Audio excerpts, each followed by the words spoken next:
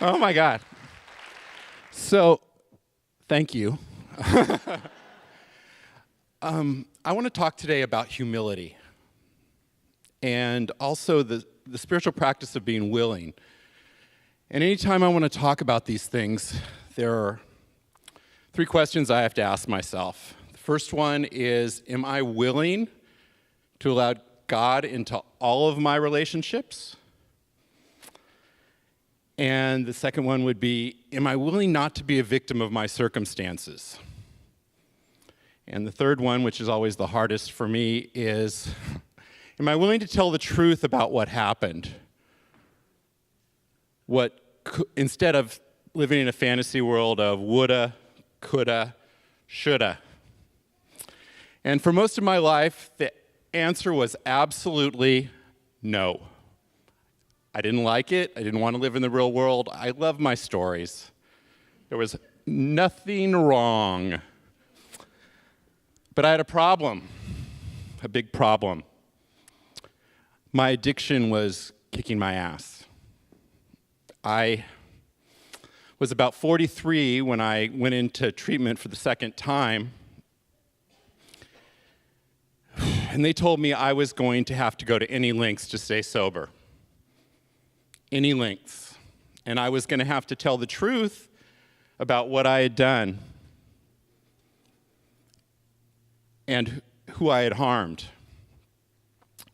But I didn't really have a choice. I was going to have to get humble. They said the choices were jails, institutions, or death, or getting humble, and that didn't sound too appealing to me. So, back to when I was 4 years old, my first experience with humility was when I was a little boy. I was 4 years old, and I went with my grandparents to pick up my mom at the hospital. She had just given birth to my baby brother, and we were filled with excitement and possibility. And then we arrived home. And there was a moving van there. We were being repossessed. They were taking all of our things away. My father was nowhere to be seen, nowhere to be found, and he was leaving us. He was abandoning us. Ouch. Ouch. It was a big, big wound, and has been in our family ever since I can remember. Just broken hearts. My dad still has our attention, though. He still had our attention, and not in a good way. Not in a good way. So fast forward to just maybe a few months ago. I went to my ministerial class. The instructor told us that we were going to do a meditation about our ministry, about who we were going to become as ministers. And she invited us to bring along anyone we wanted to. And for some reason, I decided to bring along my dad.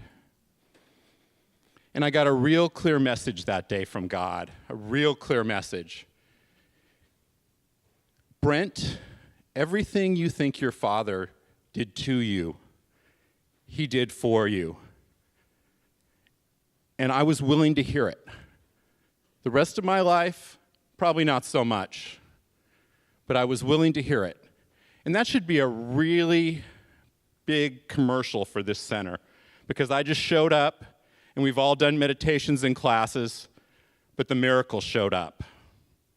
That 4-year-old boy got to share something that was important to him, and he got to bring his father along. It had nothing to do with anything he did. It wasn't even about him. It was about that little boy finding freedom.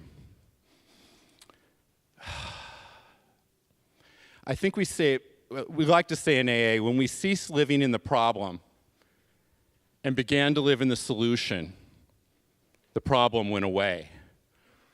So my challenge to you is, are you willing to view life and your relationships through the lens of for you and not being done to you?